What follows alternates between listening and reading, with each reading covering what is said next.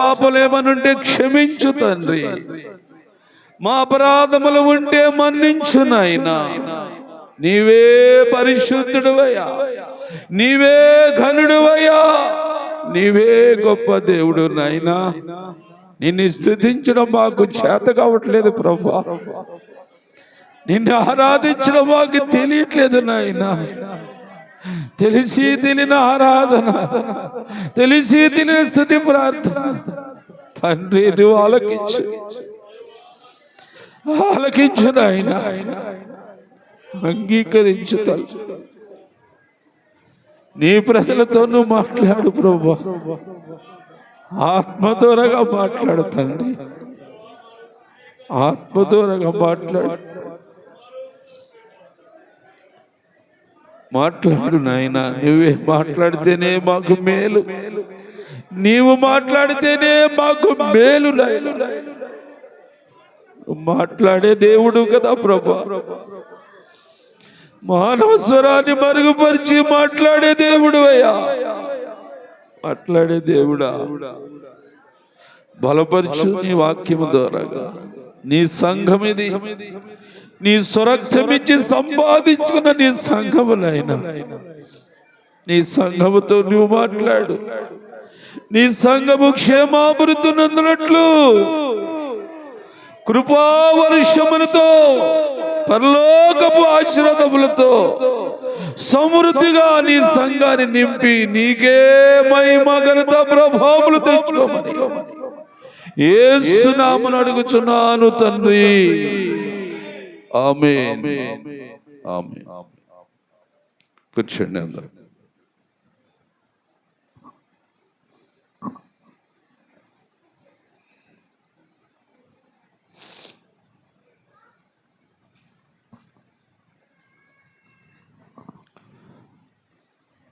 దేవునికి స్తోత్రం. ప్రభునందు ప్రియమైన దేవుని బిడ్డలారా, ఆత్మదేవుని ఆరాధించడానికి వచ్చిన మీ అందరికీ పరిశుద్ధుడైన యేసుక్రీస్తు నామం పేరిట వందనాలు తెలియపరుస్తున్నాను.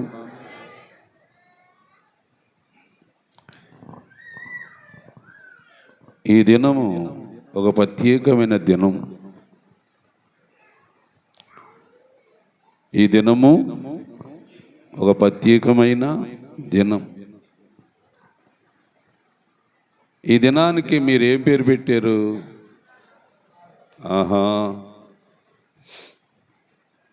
ఇది పరిశుద్ధ దినము. ఆ తర్వాతే మీరన్న పేరు మట్ల ఆదివారం.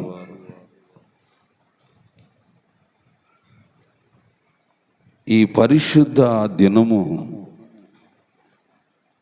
ఎవరి కొరకంట? ఈ పరిశుద్ధ దినము ఎవరి కొరకంట? ఏమమ్మా, ఎవరి కొరకంట? మనుషుల కొరకు నియమింపబడింది. ఈ పరిశుద్ధ దినము మనుషులందరూ ఏమి చేయమని దేవుడు తన వాక్యం ద్వారాగా చెప్పాడు అంటే 47వ కీర్తనలో ఉంది ఈ మాట. సర్వజనులారా చప్పట్లు కొట్టి జయధ్వనులతో దేవునికి స్తోత్రం. జయధ్వనులతో దేవునికి ఆర్భాటం చేయాలి. దేవుని గురించి ఒక విశ్వాసి హృదయము ఎప్పుడు కేకలు పెట్టాలా? ఒక విశ్వాసి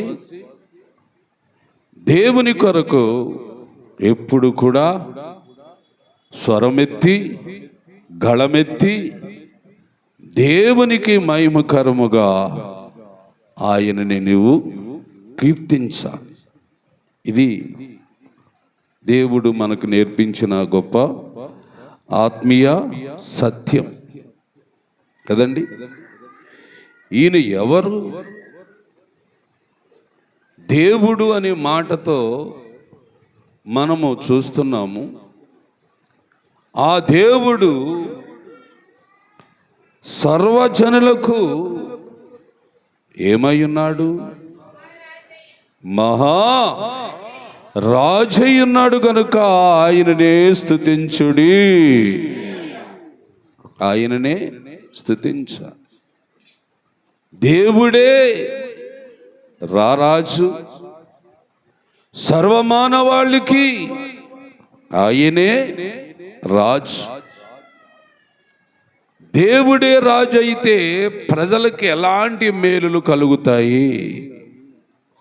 దేవుడే రాజు అయితే ప్రజలకు ఎలాంటి మేలులు జరుగుతాయి అంటే, మొట్టమొదట నీతి పరిపాలన జరుగుతుంది. 2 న్యాయ పరిపాలన జరుగుతుంది.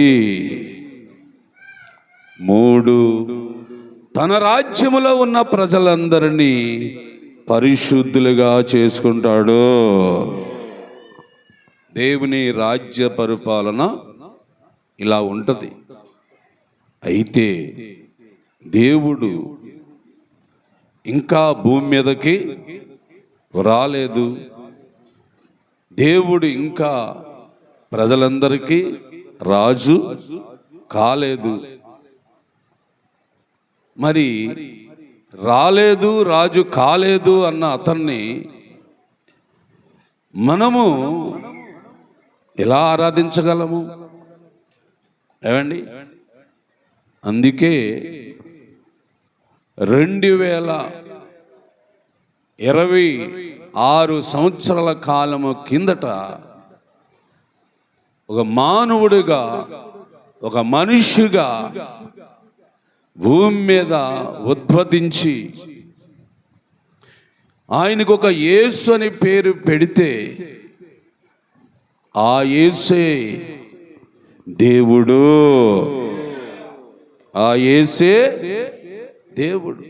ఆ యేసే రక్షకుడు. ఆ యేసును గురించి ఆనాటి కాల ప్రజలు ఏమి చేశారు?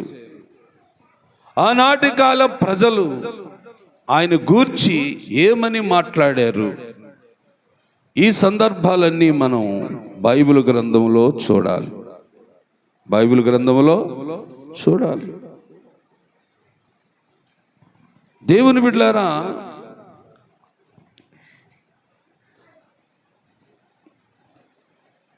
దేవుడు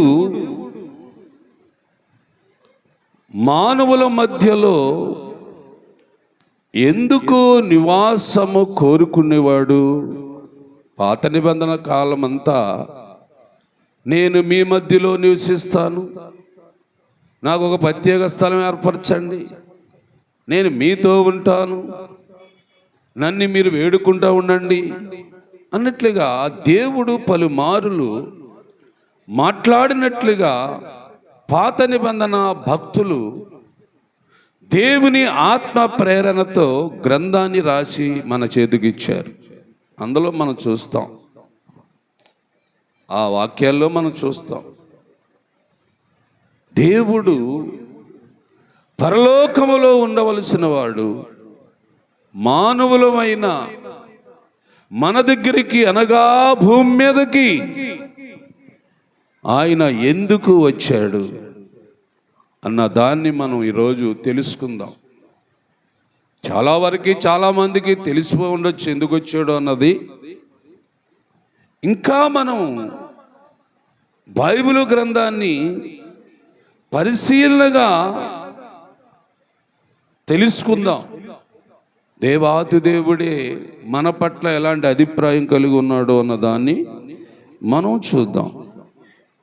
ఏవండి, ఆ యేసు ప్రభు వారు ఒకనాడు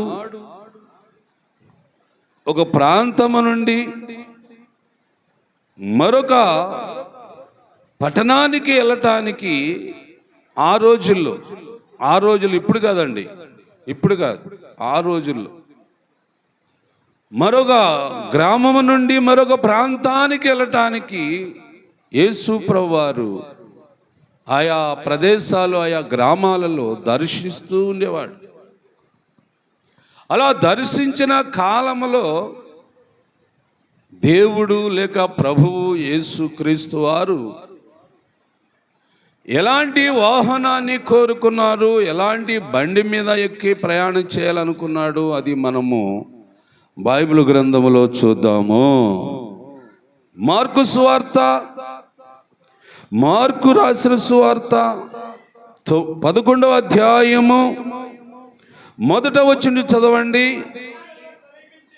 వారు యెరూషలేమునకు సమీపించి ఒలీవల కొండ దగ్గర ఉన్న బేతనీ అనే గ్రామమునకు వచ్చినప్పుడు ఆయన తన శిష్యులలో ఇద్దరిని చూసి, మీ వెదుటనున్న గ్రామమునకు వెళ్ళుడి, అందులో మీరు ప్రవేశింపగానే కట్టబడి ఉన్న ఒక గాడిద పిల్ల కనబడును. గమనించండి ప్రియులారా, గాడిద పిల్ల కనబడును. అది ఎలా ఉంది? కట్టబడి ఉంది. ఈ కట్టబడి ఉన్న దాని గురించి మనం కాసేపు ఆలోచన చేయాలి. నిజముగా ఆలోచించండి దేవుని బిడ్డలారా. భూప్రపంచములో ఉన్న పశువాదులు అంటే ఒంటె, వేణుగు, గుర్రము, సింహము, పులు, ఏమండి ఇంకా పెద్ద పెద్ద జంతువులు ఉండగానే యేసు ప్రభువారు తన ఇద్దరు శిష్యులతో చెప్పిన మాట ఏంటంటే, మీరు గ్రామములో ప్రవేశింపగానే, మీ ముందర ఖాళీ ఉందా? ఆమె ఖాళీ దాకా నిలబడి చూస్తుంది గడప దగ్గర. మీ ముందర ఖాళీ ఉంది, ఆ వచ్చిన ఆమె ఖాళీగా అలా చూస్తుంది. మీరేం చేస్తారో మీ ఇష్టం. పొమ్మంటారా ఆమెని? వెళ్ళిపోమ్మా, ఇంటికి వెళ్ళిపోరా, ఖాళీలకు ఇంటికి వెళ్ళిపో, మాకే చాలేదు. ఇది ఆలోచించండి. ప్రపంచములో ఉన్న పశువులన్నిటికంటే ఏమండి ధర్మశాస్త్ర గ్రంథములో రాయబడిన మాట ఏంటంటే, పశువులన్నిటికంటే అతి నీత్యమైనది, నికృష్టమైనది గాడిద అని అన్నారు. గాడిద అన్నారు. ఏమండి ఈ గాడిదను బట్టి మనం ఆలోచిస్తే, ఈ గాడిద స్వభావము, ఈ గాడిద యొక్క గుణము ఏమండి మురుకు, జీవితము అపవిత్రము, బ్రతుకు అంతా నీత్యమైన బ్రతుకు. అలాంటి గాడిద కట్టబడి ఉందంట. అది ఎక్కడా? గ్రామ మధ్యలో, ఊరు మధ్యలో, ఏదో ఒక రాటకి, ఒక కర్రకి కట్టబడి ఉంది. ఈరోజు బైబిల్ గ్రంథాన్ని బట్టి ఆలోచించాలి విశ్వాసులందరూ. పరలోకములో ఉన్న దేవుడు పరిశుద్ధుడైన దేవుడు, నిర్దోషమైన దేవుడు, నిష్కలంకమైన దేవుడు ఈ భూమి మీదకి ఎందుకు వచ్చాడు అనంటే, పాపముతో, శాపముతో, మురుగుతో, ఏమండి మైలుతో జీవిస్తున్నా, ఏమండి అనేక గ్రామ కట్టడి, కుల కట్టడని కట్టుబాటులతో ఉన్న సర్వ మానవాళికి విడుదల, విమోచన కలిగించడానికి వచ్చిన దేవుడు, వచ్చిన దేవుడు. అది యేసు ప్రభువారు అని మనం వాక్యం ద్వారాగా తెలుసుకున్నాము, చెప్తున్నాం. యేసు ప్రభువారు ఈ లోకానికి రాకముందు ఆ పరలోకమున్న దేవుడు ఇలాంటి కట్టుల్లో ఉన్న మానవాళ్ళు కానీ, ఇలా కట్టబడి ఉన్న గాడిద పిల్లలు కానీ, వీటికి స్వతంత్రం లేక బానిసత్వంలో బ్రతుకుతున్న మానవుల కొరకు కానీ, మనుషుల కొరకు కానీ, పశువాదుల కొరకు కానీ దేవాది దేవుని యొక్క ప్రణాళిక ఆదిలో యేసుప్రభు లోకానికి రాకముందు జరిగిన కార్యాన్ని, ఒక సందర్భాన్ని నేను మీకు తెలియపరుస్తాను. బాగా వినండి. ఏమండి? ఆ సందర్భాన్ని చూపిస్తున్న బైబిల్ గ్రంథంలో మీరు చదవండి.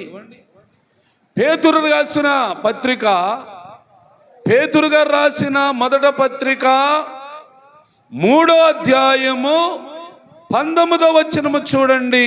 19వ వచనం చదవండి. దేవుని దీర్ఘశాంతము ఇంకా ఇంకా ఇంకా కనిపెట్టుచున్నప్పుడు, పూర్వము నోవాహు దినాలంట. పూర్వము నోవాహు దినాలు. ఎప్పుడు దినాలు ఇవి? పూర్వము దినాలు అంటే ఈ లోకానికి యేసు ప్రభు రాకముందు. ఏమండి? సర్వమానవాళ్ళు పాపములో, శాపములో, మురుగులో, మాలిములో మగ్గిపోతున్న కాలములో, అనగా చీకటిలో, మరణంధకారములో జీవిస్తున్న దినాలలో పరలోకములో ఉన్న దేవుని యొక్క ఆలోచన, పరలోకములో ఉన్న దేవుని ఆలోచన ప్రియులారా గమనిస్తున్నారా? ఆలోచించండి. ఈ గాడిద లాంటి స్వభావం కలిగి ఉన్న మానవుడు అండి, మురికి జీవితం కదా ఏమా గాడిదది, అపవిత్రమైన పనులు చేస్తుంది, అది అపవిత్రమైన కార్యాలు చేస్తుంది గాడిద. అలాంటి గాడిద కొరకు దేవుడు ఆలోచించాడు. పరలోకములో, భూలోకములో కుల కట్టడని, గ్రామం కట్టడని, జాతి కట్టడని, ఇలాంటి కట్టుబాటుతో ఉన్న మనుషులు ఈ గాడిదని పోల్చబడ్డారు. ప్రియులారా, ఈ గాడిదకి పోల్చబడ్డారు. అలాగా పోల్చబడిన మానవుల కొరకు మహాదేవుడు, పరలోకములో నివసిస్తున్న ఆ పరిశుద్ధ దేవుడు తన మనస్సులో ఆలోచించాడు.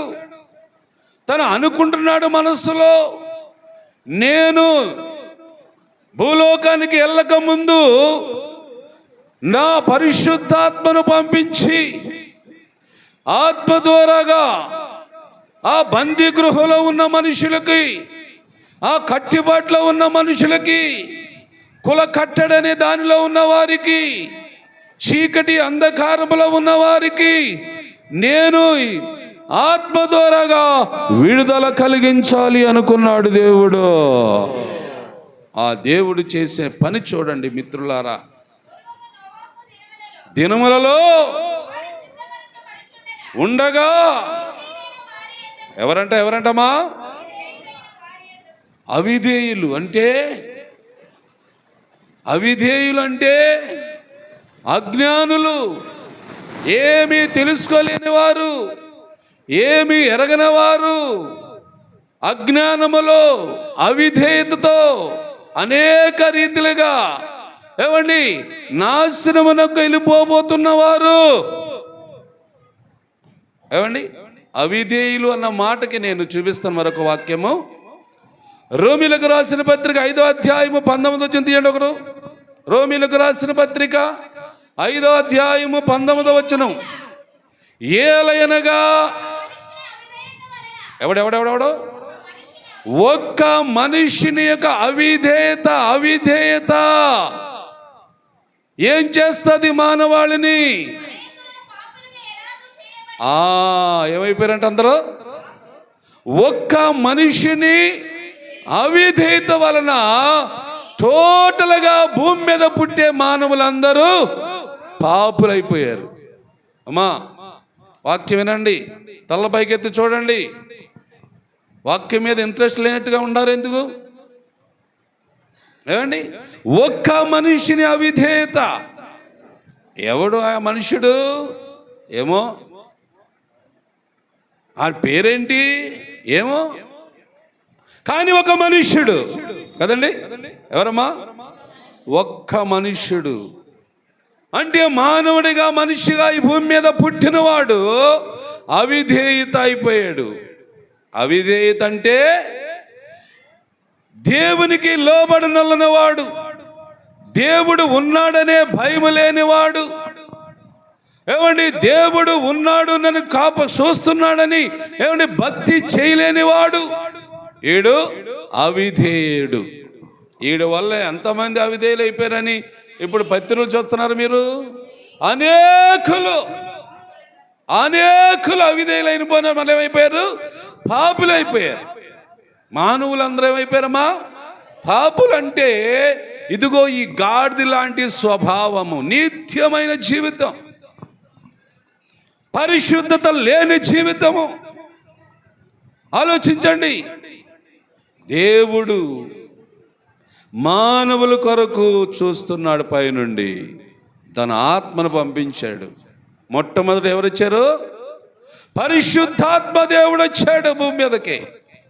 పరిశుద్ధాత్మ దేవుడు వచ్చి ఆనాటి ప్రజలు అవిధేయులైన వారికి, అనగా చెరలో ఉన్న వారికి ఆత్మ రూపముగానే వెళ్ళి వారికి వాక్యము, దేవునికి స్తోత్రం చెప్పండి, వాక్యం అప్పుడే ప్రకటించబడిందంట. ఎప్పుడు? పూర్వమే. ఎలా ప్రకటించబడింది? అప్పుడు ప్రవక్తలు ఉన్నారా? లేరు. యాజకులు ఉన్నారా? లేరు. సేవకులు ఉన్నారా? లేరు. మరి ఎవరున్నారు అంటే పరిశుద్ధాత్మ దేవుడు భూమి మీదకి వచ్చేసాడు. వచ్చిన దేవుడు ఏం పని చేశాడమ్మా? చెరలో ఉన్న ఆత్మల దగ్గరికి ఆత్మ రూపముగానే వెళ్ళి వారికి వాక్యము, అంటే ఎవరు వాళ్ళు? అవిధేయులు నెంబర్ 1. 2 పాపులు. ఏమండి? నెంబర్ 3 చెరలో ఉన్నవారు. చెరలో ఉన్నవారు ఎలా ఉంటారు? చెర అంటే వాళ్ళకి మేత ఉండదు అండి, విశ్రాంతి ఉండదు. ఏమండి? అనేక రకాలుగా సమస్యలు, అనేక రకమైన ఇబ్బందులు. అలాగా ఉన్న మనుషుల వద్దకి దేవుడు ఆత్మ రూపములో వచ్చేసాడు. వాక్యం ప్రకటించాడు, వాక్యం వినిపించాడు. ఇన్నవారు ఎంతమంది ఉన్నారో ఆ రోజుల్లో, ఎంతమంది ఆలకించారో ఆ రోజుల్లో. అవిధేయులైపోయారు, అనేకులు పాపులుగా మారిపోయారు. అప్పటికే కోట్ల మంది భూమి మీద ఉన్నారు జనము. ఉన్నప్పటికీ కూడా, దేవుని వాక్యము ప్రకటించబడుతున్నప్పటికి కూడా, దేవుని మాటలు వినిపించబడుతున్నప్పటికి కూడా, ఏమండి, విన్న వారిలో నుండి ఎంతోమంది అంట, ఆ వాడలో కొందరు 8 మంది మాత్రమే విడుదల పొందారు. మరి మిగిలిన వాళ్ళంతా ఏమయ్యారు? దేవుని బిడ్డలారా ఆలోచించండి. మిగిలిన జనం ఎంతోమంది ఉన్నారు? ఇంకా కోట్ల మంది ఉన్నారు భూమి మీద, లక్షల కొలది ఉన్నారు భూమి మీద. మానవ జాతి విస్తారంగా భూమి మీద నిండిపించేస్తున్నారు. కానీ రక్షించబడినది ఎవరు? 8 మంది ఆనాటి ప్రజలు. అయితే ఎవరి వల్ల జరిగింది ఈ కార్యము? ఈ కార్యం ఎవరి వల్ల జరిగింది? వాక్యము ప్రకటించిన ఆత్మ దేవుని వల్ల మాత్రమే జరిగింది. చూడండి, దేవుడు ఎందుకు వచ్చాడు ఈ భూమి మీదకి? ఆత్మదేవుడు ఎందుకు వచ్చాడు ఈ భూమి మీదకంటే, నీచాతి నీచమైన బ్రతుకులో ఉన్న మనిషి జాతిని రక్షించాలని మనిషి కుమారుడుగా యేసు ప్రభువారు కూడా ఆ తర్వాత వచ్చాడు. ఏమండి? ఆ కుటుంబం ఏమైందమ్మా? రక్షించబడింది. ఇంకా మిగిలిన వారు రక్షించబడ్డారా? లేదు. 8 మంది మాత్రమే రక్షించబడ్డారండి. మిగతా జనం ఇంకా కోకొల్లగా ఉన్నారు భూమి మీద. ఈ కోకొల్లుగా ఉన్న మనుషులందరి కొరకు ఇంకెవరు రావాల్సి ఉన్నది? అంటే ఏమండి, పరలోకంలో తండ్రి అనుకుంటున్నాడు, ఆత్మ వెళితే అందరూ రక్షించబడరు. అవునా? ఆత్మదేవుడిగా నేను వెళ్ళడం కాదు, కానీ నా కుమారుడైన, నా ఏకైక కుమారుడైన, నా సొంత కుమారుడైన నా బిడ్డని నేను లోకానికి పంపించాలి అనుకున్నాడు దేవుడు. అప్పుడు ఆ దేవుడు అనుకున్న ప్రకారముగా ఈ లోకానికి వచ్చాడు మరొక వ్యక్తి. ఆయన ఎవరో? ఆయన ప్రభువైన యేసు. ప్రభువైన యేసు ఎవరి నిమిత్తం వచ్చాడు అంటే బైబిల్ చెబుతుంది, నేను పాపులను పిలువ వచ్చి తిని. పాపులు అంటే ఏమైపోతారు? నశించిపోతారు. నశించిపోయే దాన్ని ఏం చేయాలనుకున్నాడు యేసు ప్రభు వచ్చి? వెతికి వెతికి వెతికి వెతికి వెతికి ఏ ఊర్లో ఉన్నా, ఏ గ్రామంలో ఉన్నా, ఏ ప్రాంతంలో ఉన్నా, ఏ పట్టణంలో ఉన్నా, భూగోళములో ఎక్కడ ఉన్నా సరే నశించిపోయేవాడిని రక్షించాలనే ఉద్దేశంతో వచ్చాడు.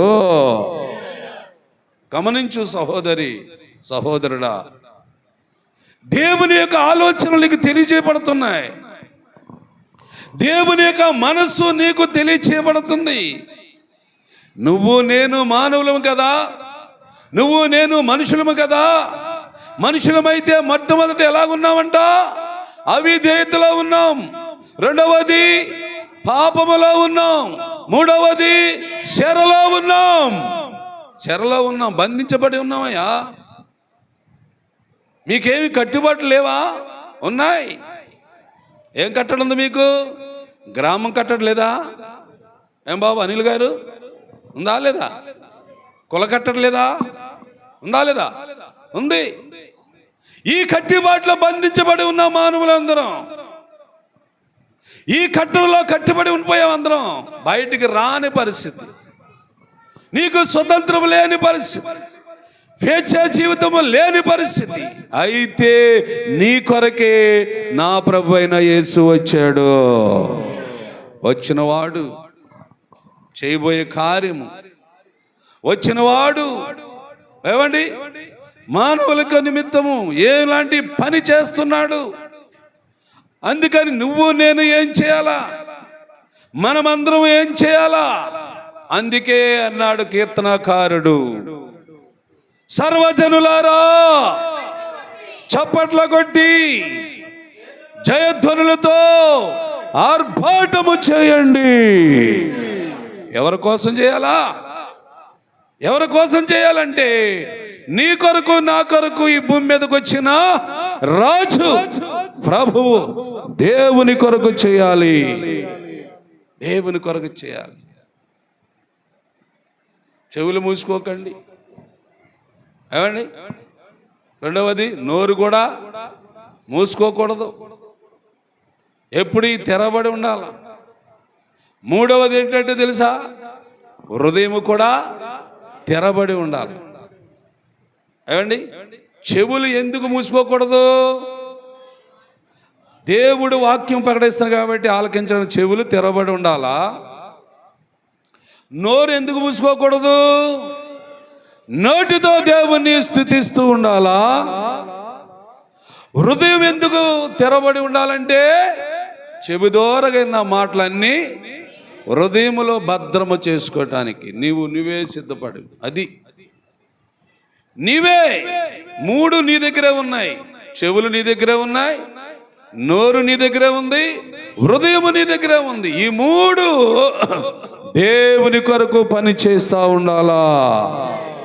ఇంకా నాలుగవది ఏంటంటే మీ చేతులతో చప్పట్లో కొట్టి దేవుణ్ణి స్తుతిస్తూ ఉండాలి. ఆయన రాజు అండి, ఆయన దేవుడు అండి. నువ్వు నేను ఎవరము? మురుకు పెట్టిన పాపులము. నువ్వు నేను ఎవరమంటే మురుకు పెట్టిన పాపులం అండి. మనం అయిపోయారా? దేవుని ప్రజలని చెప్పేస్తున్నాడు. అప్పుడే అయిపోయారా? ఇష్టపడిపోయాడా దేవుడు? No no no. నువ్వు ఎప్పుడు దేవుని బిడ్డవవుతావు అంటే, నువ్వు ఎప్పుడు దేవుని కుమార్తె అవుతావు అంటే, ఈ భూమి మీద ఉంటుండగా ఆయన ఇచ్చిన వాక్యమును ధ్యానిస్తూ, ఆయన నామాన్ని స్మరిస్తూ, దేవునికి ఎప్పుడు ఆర్భాటము చేస్తూ ఈ లోకయాత్రను ముగించుకున్న వెంటనే నువ్వు ఎవరికి దేవునికి బిడ్డవుతావు. అంతేగాని ఇప్పుడు అయిపోలేదు. ఏమో రేపు విచారం చేస్తావేమో దావీదులాగా. చేయరా?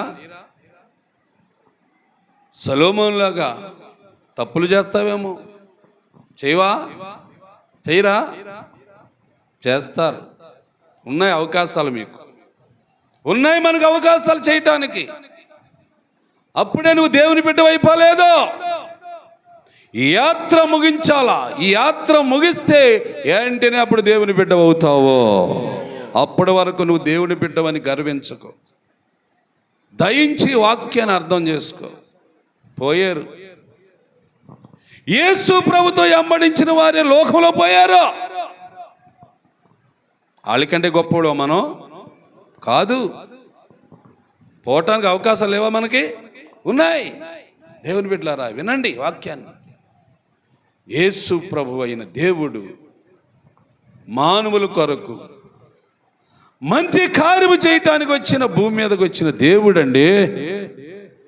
ఆ దేవుణ్ణి నువ్వు నేను మనమందరము ఏం చేయమని చెబుతుందో జాగ్రత్తగా మనం వాక్యపూర్వకంగా విందాము. 7వ వచనం చదవండి. మార్కు సువార్త 11వ అధ్యాయం 7వ వచనం రండి. ఇప్పుడు యేసు వద్దనకు తోలుకొని వచ్చి బట్టలు దానిపైన వేయగా, దేవునికి స్తోత్రం చెప్పా, కట్టబడిన గాడిద ఏమైంది? ఇప్పబడింది. ఇప్పబడిన గాడిద ఏమైంది? యేసు ప్రభు దగ్గరికి వచ్చింది. యేసు ప్రభు దగ్గరికి వచ్చిన గాడిద మీద ఎవరు కూర్చున్నారు ఇప్పుడు? అది విలువ,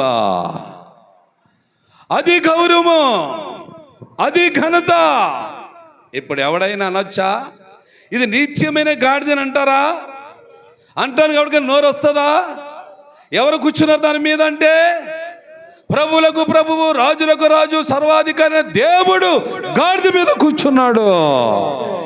చూస్తున్న మనుషుడా, చూస్తున్న మనుషులారా, ఈ దినము ఈ వాక్యాన్ని బట్టి మనం అర్థం చేసుకొని మన విశ్వాసాన్ని పెంచుకుందాం, మన ఆత్మీయ స్థితిని పెంచుకుందాం.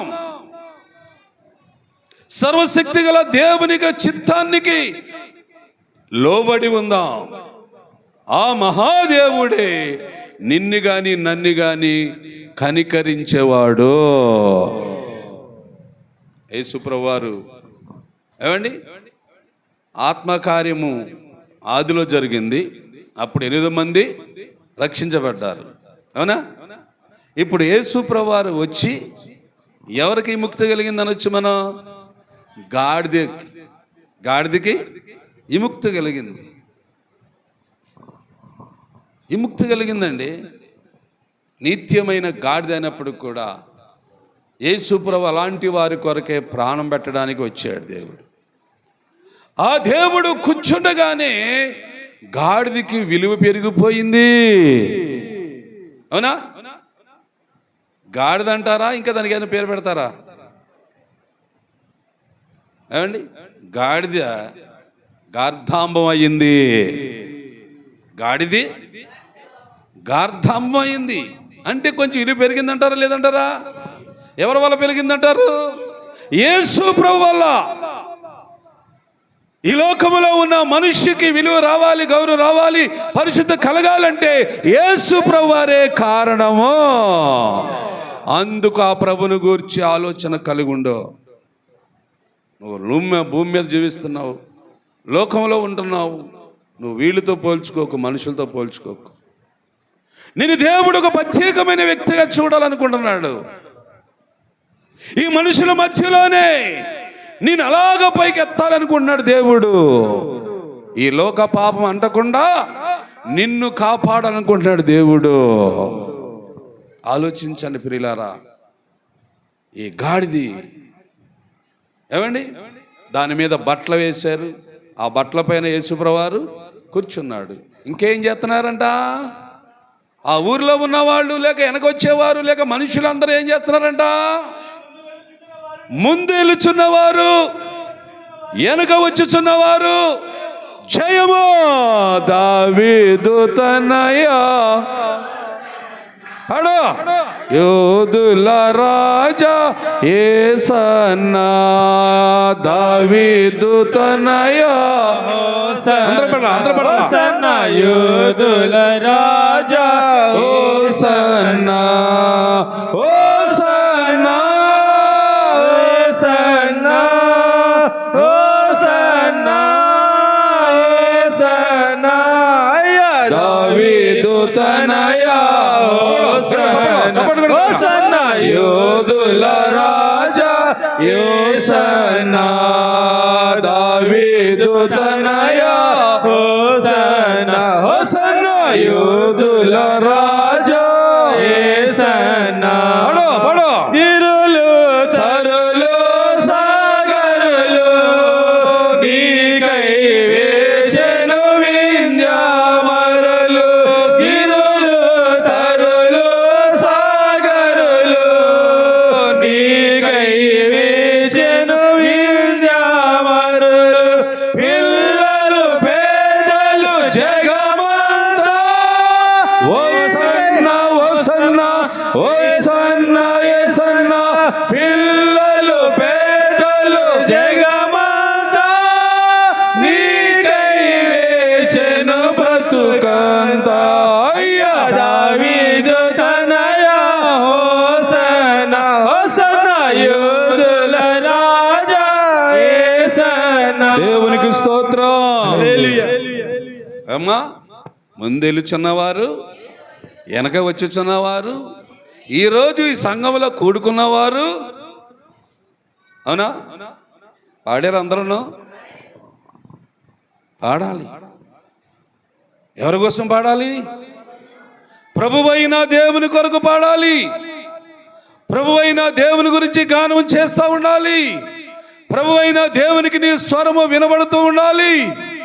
నీకు ఉన్న చేతులు రెండింటిని కూడా చప్పట్లు కొట్టి ప్రభుని ఎక్కువగా ఘనపరుస్తూ ఉండాలి.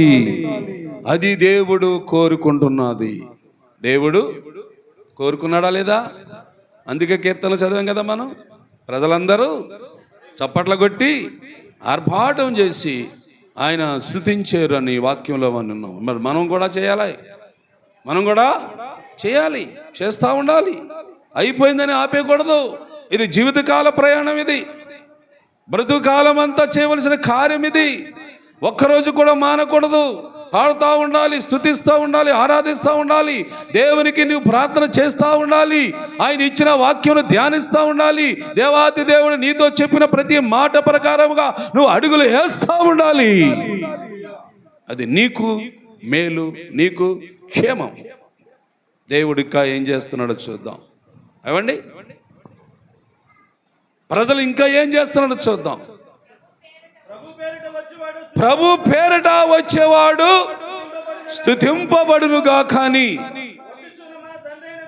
దావీదు రాజ్యమును స్తుతింపబడునుగా, కానీ సర్వోన్నతమైన స్థలములో జయమని కేకలు వేస్తూ స్తుతిస్తూ ఆరాధిస్తూ ఘనపరుస్తూ వస్తూ ఉన్నారు.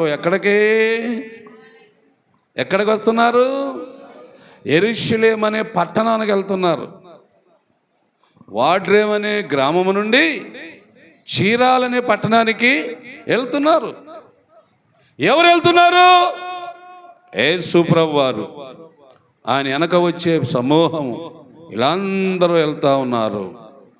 పట్టణములో ఏమండి అధికారులు ఉన్నారు, పట్టణములో ధనవంతులు ఉన్నారు, పట్టణములో గొప్పవారు అనుకొని ఏమంటే రాజకీయ నాయకులు ఉన్నారు.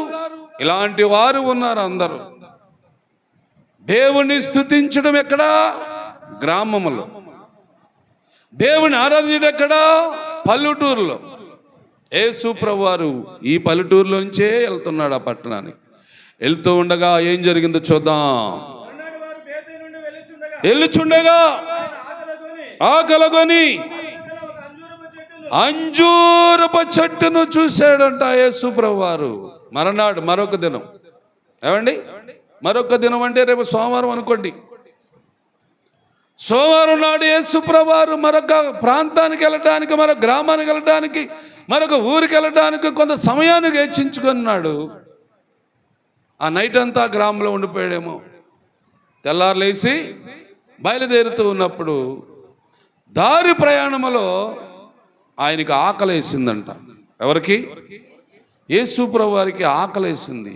మిగతా శిష్యులకు ఆకలేదా? వారు ఏదో తినేసి ఉంటారు. అయితే ఏమండి, ఏ అట్టో బట్టో ఇడ్లీయో తినేసి ఉండొచ్చు వాళ్ళు. కానీ యేసు ప్రభువారికి పెట్టివాడు ఎవరు లేడు అక్కడ. యేసు ప్రభు ఆకలి తీర్చే మనుషుడే లేడు. ఆకలేసింది యేసు ప్రభువారికి.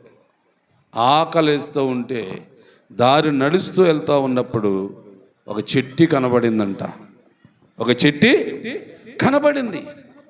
ఆ చెట్టు దూరంగా చూడబడికి చాలా చక్కగా, చాలా పచ్చదనముతో, ఆకులతో నిగనిగలాడుతూ కనబడుతుంది ఆ చెట్టు. అనుకున్నాడు ఇక్కడ యేసు ప్రభువారు, నా ఆకలి తీర్చే చెట్టు ఒకటి అక్కడ ఉంది, నా కడుపు నింపే చెప్పే చెట్టు ఒకటి ఉంది. నేను అక్కడికి వెళ్ళి ఆ చెట్టునున్న కాయలను తిని ఆకలి తీర్చుకోవాలని యేసు ప్రభువారు ఎంతో ఆశతో వెళ్ళాడంటమ్మా. చూడండి, గాడిద ఎక్కించుకొని యేసు ప్రభువారిని తీసుకెళ్ళిందా? తీసుకెళ్ళింది. దానికి విలువ వచ్చిందా? లేదా? వచ్చింది. ఇప్పుడు అంజూరపు చెట్టుని చూస్తున్నాడు. అంజూరపు చెట్టుని చూస్తున్నాడు యేసయ్య. ఆశపడ్డాడు. వెళ్ళి అక్కడికి వెళ్ళి చూశాడు. చూస్తే దాని మీద ఏమైనాను దొరికినేమో అని వచ్చాడు.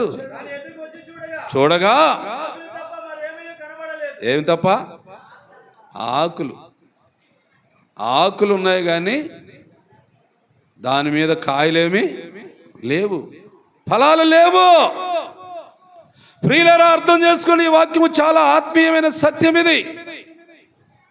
ఫలాలు లేని చెట్టు అయినా, ఫలాలు లేని మనుషుడైనా ఏం చేయబడాలా? నరికి వేయబడాలా. మత్తయి సువార్త 3వ అధ్యాయంలో చదువుకోండి, మీకున్నాయి ఆ మాటలు. మనుషులైతే మారు మనసుకు తగిన ఫలాలు ఇవ్వాలా, చెట్టు అయితే ఆకలి తీర్చే ఫలాలు ఇవ్వాలా. దేవునికి స్తోత్రం చెప్పండి. మీరు చెప్పండి, మీరు అందరూ మాట. మనుషులైతే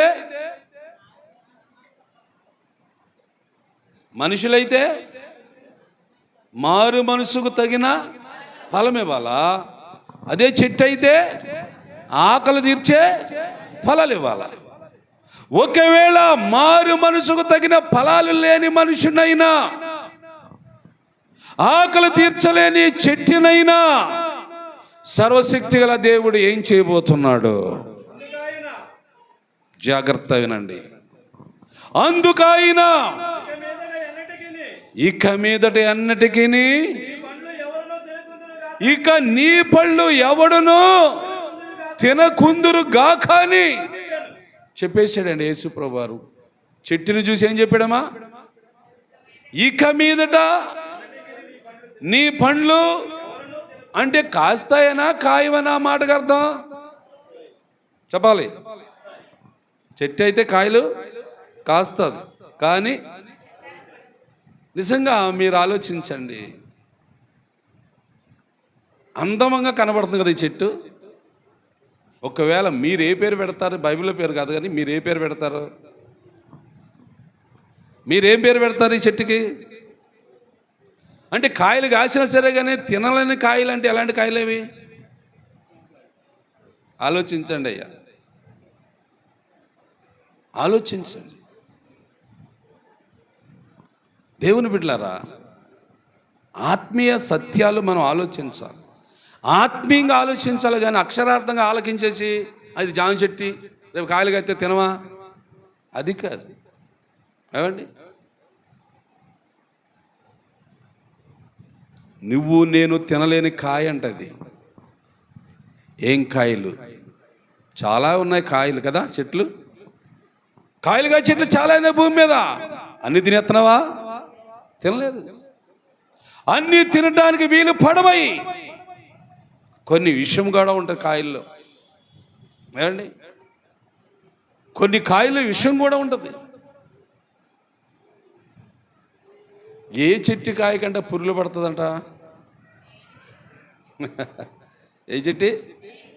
మేడు చెట్టు కాయలు కాస్తే ఆ కాయలు ఎవరైనా తింటారా? ఎందుకు? దాని లోపల పురుగులు ఉంటాయంట. దేవుడు యేసుప్రభు ఆ చెట్టుని పెట్టేశాడు లింకు. నువ్వు కాయలు కాసినప్పటికి కూడా ఆ కాయలు ఎవడు కూడా తినడు, తినటానికి ఇష్టపడడు. అంటే ఎంత భయంకరమైన చెట్టు భూమి మీద కనబడుతుందో చూడండి ప్రియులారా. ఇప్పుడు ఈ మాట మీరు చదవండి, మత్తయి సువార్త 3వ అధ్యాయంలో మీరు చదివిన మాట, మారు మనసు. చూడండి, గొడ్డలి చెట్టు ఏరిన ఉంచబడి ఉన్నది గనుక మంచి ఫలములు ఫలింపని ప్రతి చెట్టు నరకబడి అగ్నిలో వేయబడును. బాగేనండి. ఇక్కడ మరొక మాట, ఆత్మీయ సత్యం ఇది. ఏమా? మారు మనసుకు తగిన ఫలాలు ఇవ్వన చెట్టుగా, మారు మనసుకు తగిన ఫలాలు కాయన చెట్టుగా ఉన్నావా? మారు మనసు అంటే ఎవరికి ఉంటుంది? మనిషికి ఉంటుంది. మనసు అన్నది ఎవరికి ఉంటుంది అంటే మనిషికి ఉంటుంది. మరి ఆ మనుష్యుడికి ఉన్న మనసు ఏవాలా? మారాలి. మారిన మనసుతో నువ్వేం చేయాలా? ఫలాలు, ఆ ఫలాలు ఆత్మీయ ఫలాలు ఫలించాలి. ఫలించావా ఎప్పుడైనా? అలా ఎండిపోయిన చెట్లా ఉన్నావా? అర్థం చేసుకో. ఎన్ని సంవత్సరాలు అయింది ఇప్పటికి? 50 సంవత్సరాలు అయిందా? అయింది. సంవత్సరం ఒక కాయ కాసిన ఎన్ని కాయలు కాయాలమ్మా నువ్వు? ఏం బాబు, సంవత్సరం ఒక ఫలం ఇచ్చినా ఎన్ని ఫలాలు రావాలా? 50 ఫలాలు అంటే 50 మంది రావాలి నీతోని. నువ్వు మార్పు చెందావు కాబట్టి, మారుమూలు వచ్చింది కాబట్టి నీతో కలిసి ఎంతమంది రావాలా? రాలా? వచ్చారా? తీసుకొచ్చేవా? అయితే నువ్వు కూడా ఆ చెట్లాగానేమో మనుషులా ఉన్నావు, కానీ ఒక్క ఫలం కూడా కాయవా? వద్దు, ఆ జీవితం వద్దు. ఆ జీవితాన్ని మార్చడానికి వచ్చాడు యేసుప్రభువారు. ఆ బ్రతుకుని మార్చడానికి వచ్చాడు యేసుప్రభువారు. నీచమైన బ్రతుకు, పాపపు జీవితం, అవిధేయతన జీవితము, చెరలోని ఎక్కడో మగ్గిపోయిన జీవితాన్ని బాగు చేయడానికి వచ్చిన యేసుప్రభుని చూడు ఒకసారి. యేసుప్రభుని అంగీకరించిన వ్యక్తిగా మనసు మార్చుగా ఉండు. మనసు మారిన వ్యక్తిగా ఫలాలు ఫలించు. ఒక ఆత్మను రక్షించు. ఒక మనిషిని తీసుకురా నీతోని. అది దేవునికి నచ్చిన కార్యం. అది దేవునికి నచ్చిన కార్యం. ఏ ఫలాలు లేకుండా చెట్లాగా అలా ఉండు. వచ్చి నరుగుతాడు అప్పుడు గొడ్లట్టుకొని. ఎవరు వస్తారు అప్పుడు? వస్తాడు ఆయనే. నరికి వేస్తాడు, నేను సిగిరింపజేస్తాడు. అది ఆయన ఇష్టం. అప్పుడు నీకే నీ గతి తెలుస్తుంది అప్పుడు. అందుకని ఆయన రాకముందే, రెండో రాకడలో దేవుడు రాకముందే నువ్వు ఈ భూమి మీద ఉంటుండగానే నీకు మారుమనసు వచ్చింది కనుక, యేసుప్రభు దేవుడు నమ్మేవు కనుక తప్పనిసరిగా నువ్వు ఆత్మీయ ఫలాలు ఫలించుదువుగాక. ఆత్మీయ ఫలాలు ఫలించుదువుగాక. ఫలిస్తారా? ఫలించండి. లేకపోతే దేవుడు చాలా కోపంతో ఉన్నాడు. చాలా కోపంగా ఉన్నాడు. యేసుప్రభు వారు అంత అమాయకుడైన దేవుడు కానే కాదు. యేసుప్రభు వారు అంత అమాయకైన దేవుడు కాదు. ఆయన కోపము ఏమండి సూర్యుడి కన్నా రెట్టింపులు వేడిగా ఉంటుందంట. ఎవరి కోపము? యేసుప్రభు వారి కోపము. ఒక సూర్యుడు ఎంత వేడి, ఏమండి ఎన్ని వేల కిలోమీటర్ దూరంలో ఉన్నాడు, అక్కడ ఉన్నా సరే నా వేడి ఎంత భూమి మీదకి వచ్చింది? తట్టుకోగలుగుతున్నాం ఎండా? మరి అలాంటి సూర్యుడు, సూర్యుల కాంతి వేడి కలిగిన దేవుడు యేసుప్రభు వారు. ఆయన కోపగించుకున్నాడంటే నువ్వు ఒక్కసారి మసైపోతావు, బూడిదైపోతావు. తల్లి, తమ్ముడా, ఆలోచించండి బిడ్డారా. ఎందుకంటే మనం యేసుప్రభుని నమ్ముకున్నాం. బిడ్డలం యేసుప్రభునే నమ్ముకున్నాం కదండి. నమ్ముకున్నావా లేదా? గట్టి చెప్పండి అందరూ. ఎవరిని? యేసుప్రభుని నమ్ముకున్నావా? లోకాన్ని నమ్ముకున్నావా? యేసుని నమ్ముకున్న నీలో దేవునికి కావలసింది ఒకటి రావాలి. అదేంటి? ఆత్మ ఫలం. ఆత్మ ఫలం అంటే ఒక ఆత్మను రక్షించాలి నువ్వు. అది నీ బాధ్యత. అది నీ ఇంటి వారిని రక్షిస్తావో, లేదా నీ ఇరుగు పొరుగు వారిని రక్షిస్తావో, లేదా అన్ని జనుల దగ్గరికి వెళ్తావో, లేదా ఇంకెక్కడికి వెళ్తావో వెళ్ళు. మొత్తం మీద నీ పేరట ఫలం ఒకటి దేవునికి కనబడాలా. అంతేగా నాకు ఎవరితో సంబంధం లేదండి, నేను ఎవరి దగ్గరికి వెళ్ళనండి, నాకేం పనండి, నేను రక్షించబడ్డానండి, నేను ఒక్కరిదాన్ని వెళ్తానని పరలోకం అంటావా? లేదు అవకాశం. అమ్మా అవకాశం లేదు. భూలోకంలో ఏం చేసే వచ్చావు అని అడిగాడు ఎవరినే. ఏమా ఒకసారి వెళ్ళింది పరలోకం, దేవుని దగ్గరికి వెళ్ళింది. దేవుడు అడిగాడు చూసి, నువ్వు ఎక్కడి నుంచి వచ్చావు? నువ్వు ఎక్కడి నుంచి వచ్చావురా? భూమి మీద భూలోకంలో వచ్చావా? మరి భూమి మీద ఏం పని చేసావు? నాకేం పని ఉంది భూమి మీద? ఆడి పని అంతా ఏంటి? భూలోకంలో వాళ్ళందరినీ చెడగొట్టడమే కదా. ఎవడి పని అది? సైతాని పని. ఆడు పరలోకం వెళ్ళాడు ఒకరోజు. సైతాన్ అంటే 2 కొమ్ములు నల్ల యాసం అనుకుంటున్నారా? కాదు కాదు కాదు, దూత. ఏమండి, ఒకప్పుడు దేవుని దూత. ఆడికి దేవుడు పెట్టి పేరు సాతాను. అంత ముందు పేరు ఏంటి ఆడిది? లూసిఫర్ దూత. వాడు ఇక్కడికి వచ్చి ఇక్కడ ఉన్న వాళ్ళందరూ చెడగొట్టాలని చూశాడు. కొంతమంది భక్తి పరులు ఉంటే భూమి మీద చూసి పారిపోయాడు మళ్ళీ అక్కడికి. అప్పుడు దేవుడు చూశాడు అండి, చూసి అడిగాడు, ఎక్కడి నుంచి వచ్చారు అన్నాడు. ఎక్కడి నుంచి వచ్చావంటే భూలోకంలో ఇటాడు తిరుగుతూ వచ్చానని అన్నాడు. ఇటాడు తిరిగినందున నేను పని చేసావా అన్నాడు. నాకేం పని లేదు, అయితే నువ్వు ఈ స్థలంలో ఉండటానికి వీలు లేదు, పో. నెట్టేసాడు మళ్ళా దేవుడు. జాగ్రత్త, నువ్వు ఒక్కడు వెళ్తావా పరలోకం? రానివ్వడు, చారనివ్వడు. దేవుని బిడ్డలారా ఆలోచించండి. నీవు ఒక వ్యక్తిని తీసుకొని వెళ్ళాలి, నేను ఒక వ్యక్తిని తీసుకొని వెళ్ళాలి.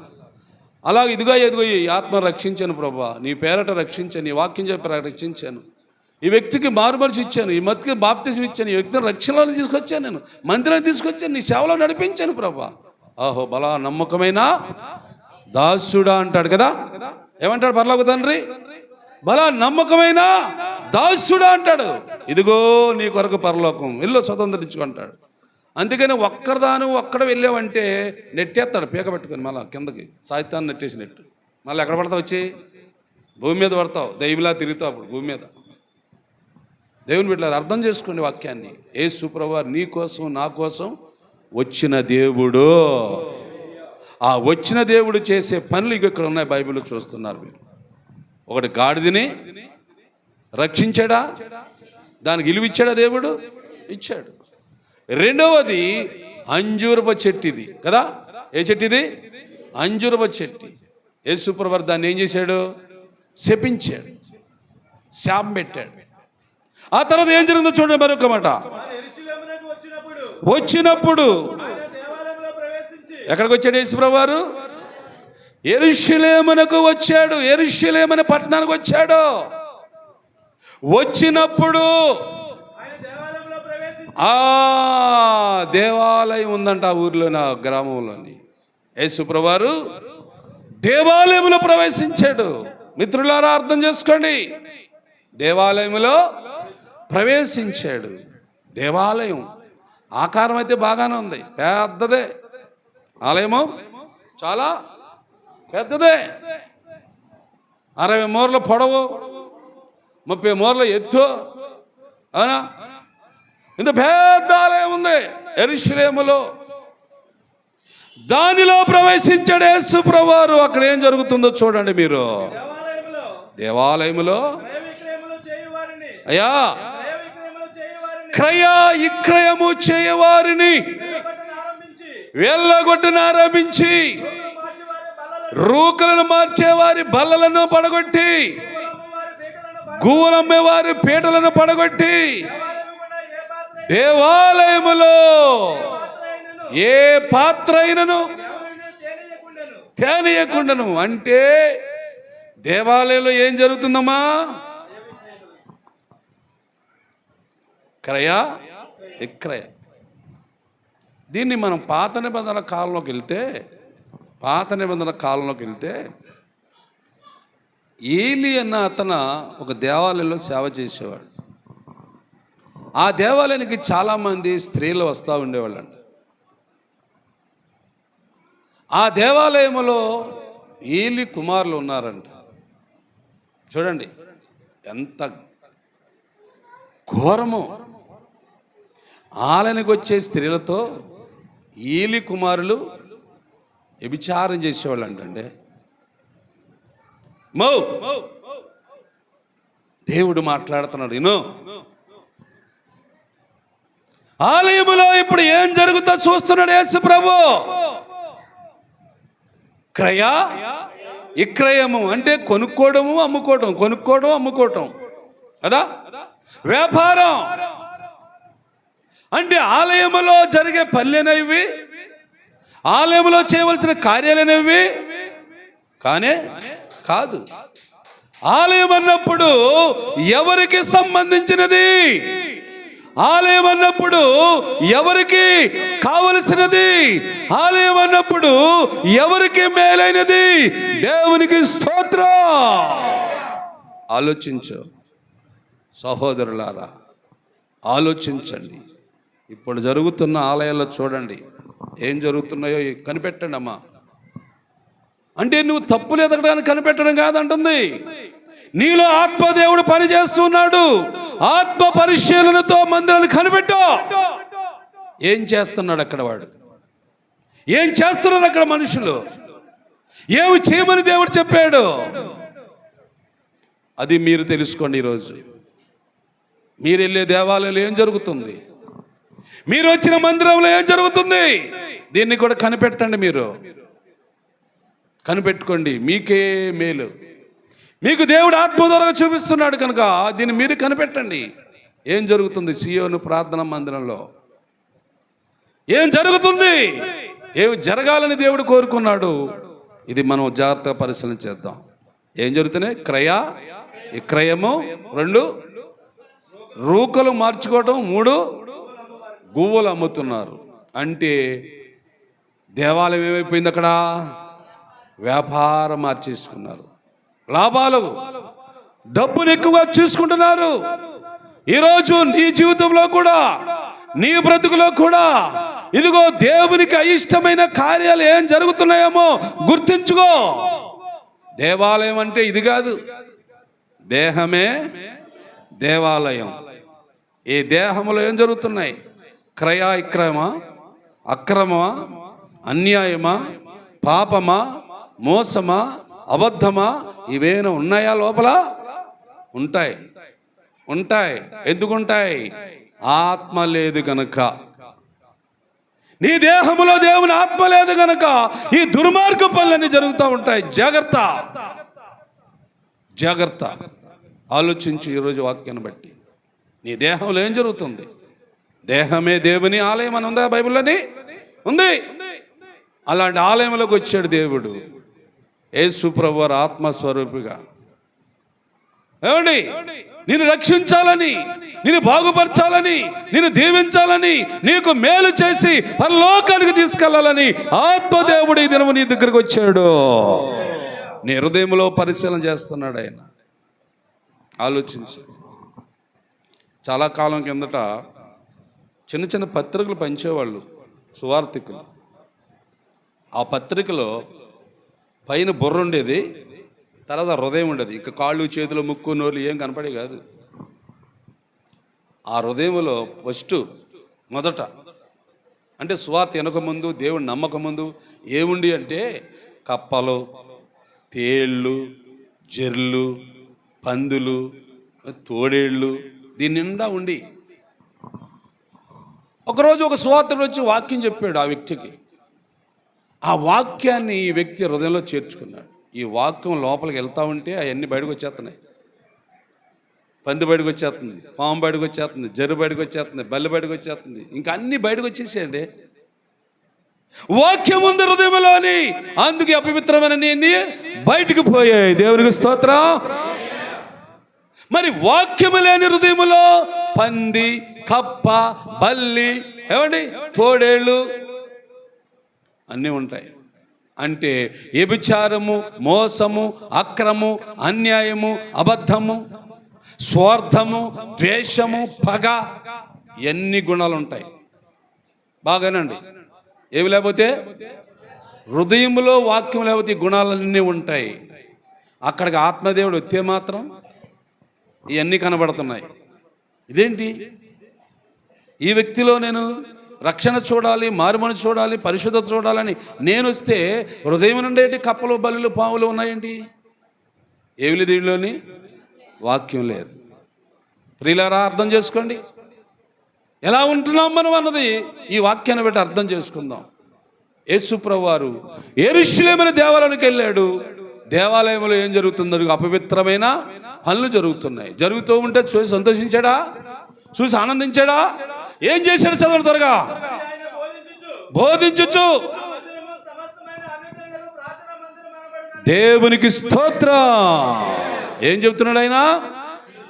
నా మందిరం ఇది, నా మందిరం ఇది, నా మందిరం ఇదే, నాదిరా, నా ఆత్మ నివసించాలని నేను చేసుకున్న మందిరం ఇది. దేహం ఎవరిది? దేహం ఎవరిదండి? నీదా? నువ్వు ఎక్కడి నుంచి తెచ్చుకున్నావు? ఈ శరీరం ఎక్కడి నుంచి వచ్చిందండి? నాది అనుకుంటా ఊరికనా? నా శరీరం, నా కాళ్ళు, నా ముక్కు, నా కన్ను, నా ఇష్టం. నీ ఇష్టమా? ఇది నీది కాదు. ఇది శరీరం దేవుడు అనుగ్రహించిన దేహము. దేహము దేవుని ఆలయము. ఆ దేహములో ఏం జరగాలంటాడు యేసుప్రభువు వారు? ప్రార్థన జరగాలి. మరొక వ్యక్తి వచ్చి కూర్చోవాలి, మరొక అన్యుడు వచ్చి మందిరంలోకి ఉండాలి. అది ఆత్మదేవుడు చేసే కార్యము. ఆత్మీయ ఆలోచన ఉందా నీకు? ఆత్మీయ ఆలోచనలు ఉన్నాయా మీకు? ఆత్మీయ ఆలోచన లేకపోతే మీరు చాలా చాలా భయంకరమైన భ్రష్టులని దేవుడే అంటున్నాడు. భ్రష్టులు ఏం పనులు చేస్తారు తెలుసా? రోమీయులకు రాసిన పత్రిక 1వ అధ్యాయము 28వ వచనం చదవండి ఒకసారి. రోమీయులకు రాసిన పత్రిక. దేవునికి చోటు ఇయ్యలేదు కనుక చేయరాని కార్యములు చేయుటకు దేవుడే భ్రష్ట మనసుకు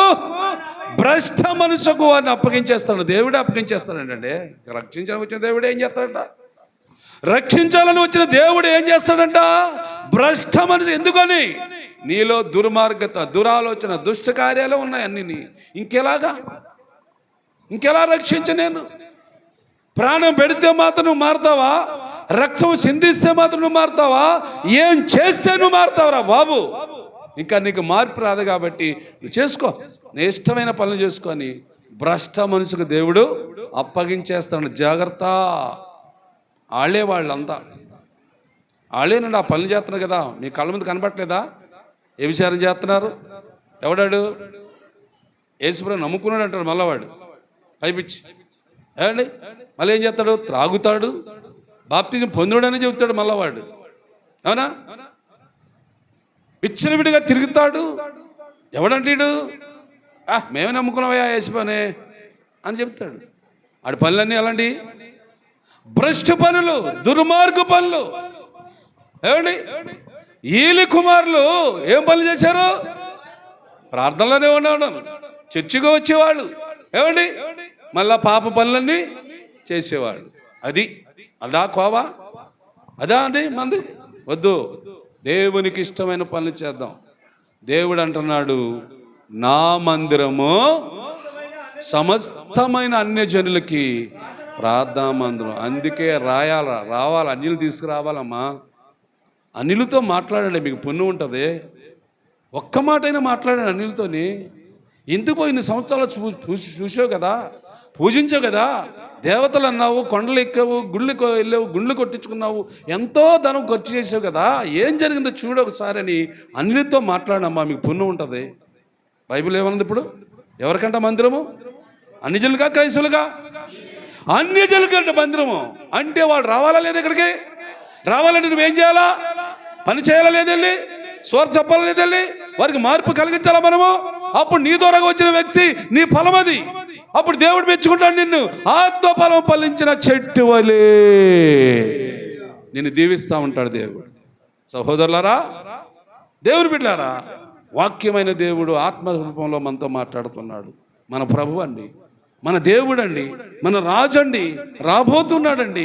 భూలోకమును దేవుని రాజ్యముగా చేయటానికి సమస్త జనులందరినీ కూడా శిష్యులుగా మార్చమని నీతో నాతో మనందరితో చెబుతున్నాడు. కనుక ఈ చివరి దినాల్లో, ఈ కడవరి దినాలలో కొంతమందినైనా, కొన్ని ఆత్మలనైనా రక్షించడానికి మీరు కూడా ప్రయత్నం చేయాలని దేవుడి మాటను దీవించునుగాక.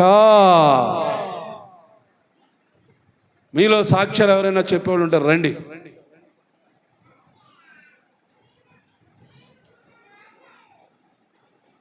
సాక్ష్యాలు చెప్పేవాళ్ళు ఎవరు లేరు కదా? లేకపోతే లేవండి.